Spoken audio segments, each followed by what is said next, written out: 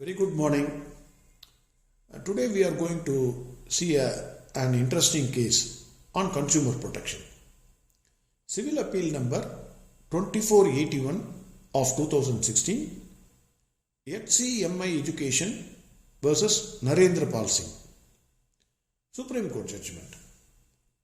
The issue before the Supreme Court was whether policy decision of a foreign country can be questioned before a consumer forum and whether an Indian agent can be made to compensate for the losses. This was the question before the Supreme Court.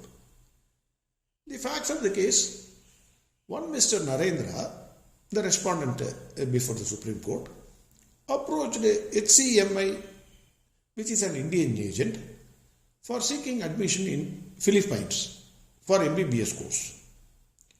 Admission was secured in college, fees paid. HCMI gave sufficient information that it is not only acting on behalf of the college but also on behalf of government of Philippines. The appellant or Narendra, he joined the college. Unfortunately, the government of Philippines decided to abolish that course. Students who joined that MBBS course were offered another course. Instead of MBBS, similar to MBBS, some other course was offered. But Narendra did not take that offer and he returned back to India. He filed a consumer complaint against HCMI, the Indian agent. All the forums, including NCDRC, rejected the submissions of HCMI and it was asked to pay the fee plus compensation plus cost to Mr. Narendra.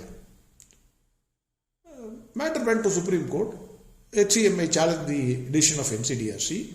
The Supreme Court found force in the contention of HCMI that it acted on behalf of Government of Philippines and it has no role in the policy decision of the foreign government.